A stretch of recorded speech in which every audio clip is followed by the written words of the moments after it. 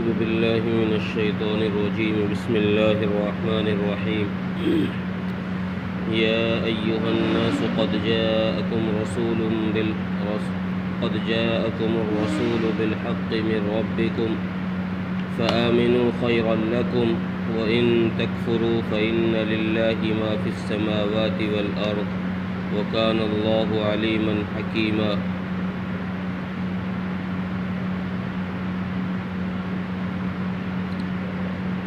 پچھلی آیتوں میں اللہ تبارک و تعالی نے منکرین نبوت کو جواب دیا ہے، جنہوں نے نبوت کا انکار کیا ہے ان لوگوں کو اللہ تعالیٰ نے جواب دیا، اور منکرین کے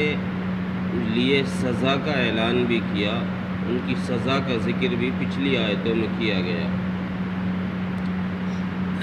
پھر اس کے بعد اللہ تعالیٰ نے اپنے حبیب حضرت محمد صلی اللہ علیہ وسلم کی نبوت کو ثابت کیا ہے۔ اب اس آیت کے اندر اللہ تبارک و تعالی ساری دنیا کے انسانوں کو دعوت دے رہے ہیں، چونکہ ہمارے نبی کسی ایک قوم اور علاقے کے نبی نہیں ہیں، یہ عالمی نبی ہیں، پورا عالم کے نبی ہیں اور قیامت تک کے لیے نبی ہیں۔ تو اس لیے اس آیت میں جو دعوت دی جا رہی ہے وہ عام انسانوں کے لیے ہے۔ اور دعوت کیا ہے؟ دعوت وہی جو انبیاء علیہ السلام مشن لے کر آتے ہیں، لوگوں کے پاس اللہ کا پیغام لے کر آتے ہیں، اسی پیغام کو اللہ تعالیٰ نے اس آیت میں بیان کرتے ہوئے لوگوں کو یہ پیغام پہنچایا ہے کہ لوگوں، تمہارے پاس رسول آ چکا ہے جو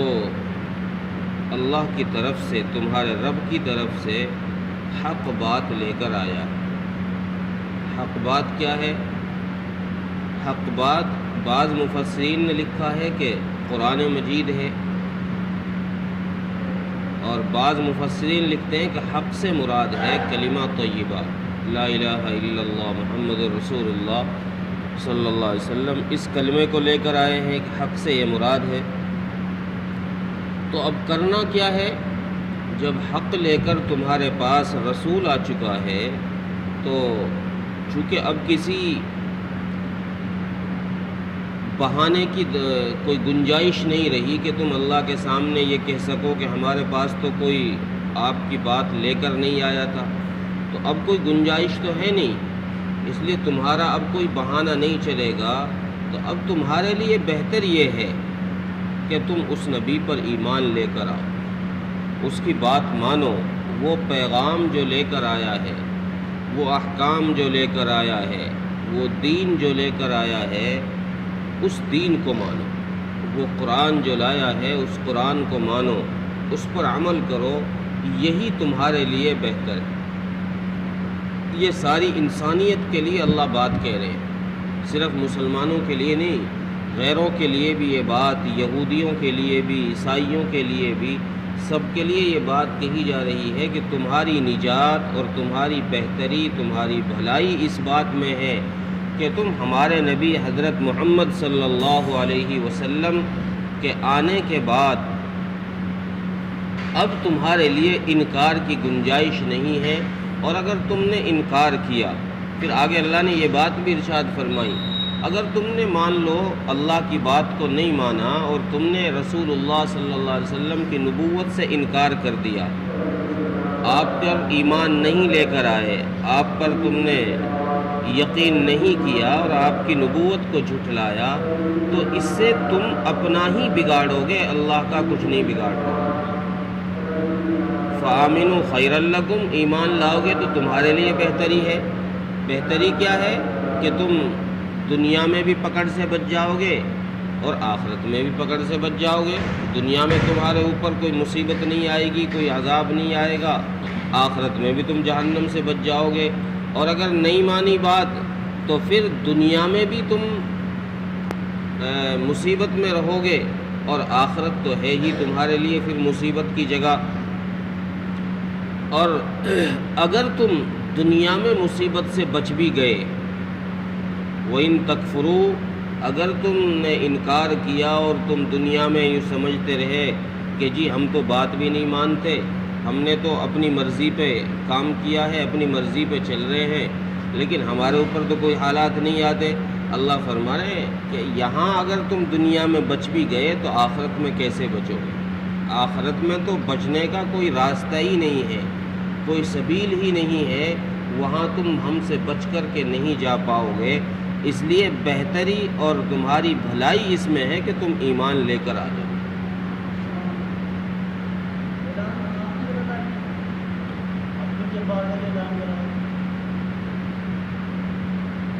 اگر تم نے انکار کیا، اگر تم نے انکار کیا تو اس لیے تمہارے لیے بہتر نہیں ہے، تم بچ نہیں پاؤ گے اس وجہ سے کہ آسمان و زمین میں جو کچھ ہے وہ سب اللہ کی ملک میں ہے۔ اب اتنے بڑے بادشاہ سے تم پنگا لے رہے ہو، آسمان و زمین کا جو مالک ہے اس کے بھیجے ہوئے رسول کا تم انکار کر رہے ہو، اس کی طرف سے بھیجے ہوئے احکامات کو تم توڑ رہے ہو، اور تم یہ بھی سمجھ رہے ہو کہ ہم بچ کے نکل جائیں گے، جیسے دنیا میں بچ کے نکل گئے۔ دنیا میں اللہ نے مہلت دے کے رکھی، چونکہ اللہ تعالیٰ دنیا کے اندر اکثر نافرمان لوگوں کو مہلت دیتا رہتا ہے۔ دنیا میں جتنا بڑا نافرمان ہوگا اتنی بڑی اللہ کی طرف سے مہلت ملتی ہے، لیکن یہ ضابطہ آخرت میں نہیں چلے گا، یہ ضابطہ اللہ کا آخرت میں نہیں چلے گا کہ مرنے کے بعد بھی اسے مہلت ہی مل جائے، مرنے کے بعد بھی اسے ڈھیل مل جائے۔ یہ صرف دنیا کی زندگی کے لیے ہے کہ اس کو ڈھیل مل رہی ہے، یہاں اللہ کی طرف سے کوئی پکڑ اس پر نہیں آ رہی ہے، لیکن آخرت میں مرنے کے بعد اللہ کی طرف سے پکڑ شروع ہو جاتی ہے۔ اور جب تم نے اتنے بڑے احکم الحاکمین سے پنگا لے لیا تو پھر تم اس کی پکڑ سے بچ نہیں سکتے، چونکہ آسمان میں اور زمین میں اسی کا اشارہ، اسی کا حکم چلتا ہے۔ یہ جو تم کو دنیا میں کچھ نہیں کہہ رہا، دنیا میں تم بچ رہے ہو، وہ آخر میں اللہ فرما رہے وَكَانَ اللَّهُ عَلِيمًا حَكِيمًا، یہ اللہ تبارک و تعالیٰ کی حکمت ہے۔ اس میں اللہ کی طرف سے کوئی راز ہے جس کی وجہ سے تمہیں دنیا میں چھوڑا جا رہا ہے، اور راز یہ ہے کہ اللہ تمہیں موقع دے رہے ہیں کہ ہو سکتا ہے تم ہوش کے ناخن لو اور توبہ کرو، تمہیں عقل آ جائے اور تم رسول اللہ صلی اللہ علیہ وسلم کی بات پر ایمان لے کر آؤ، آپ کے فرمان کو قبول کر لو۔ یہ اللہ کی طرف سے اس میں حکمت سمجھ لو کہ تمہیں یہ موقع دیا جا رہا ہے، ورنہ سزا تو تمہاری یہ تھی کہ اس نافرمانی کے فوراً بعد تم پر اللہ کی طرف سے عذاب آ جاتا، لیکن یہ اللہ نے مہلت دی ہے۔ یہ اللہ تبارک و تعالیٰ کے علم میں بہتر ہے، اور اللہ تعالیٰ حکمتوں والے بھی ہیں، وہ جانتے ہیں کہ اس میں کیا حکمت ہے۔ لہذا دنیا کی زندگی کے اندر اگر تمہیں خوشحالی کے ساتھ جینا ہے، خوشحالی کے ساتھ جینا ہے تو رسول اللہ صلی اللہ علیہ وسلم جو پیغام حق لے کر آئے ہیں اس کو مان لو، اس کو قبول کر لو۔ اور اگر تم نے دنیا کی زندگی اور آخرت کی زندگی کو تنگ کرنا ہے تو پھر تم اس سے انکار کر دو جو رسول اللہ لے کر آئے۔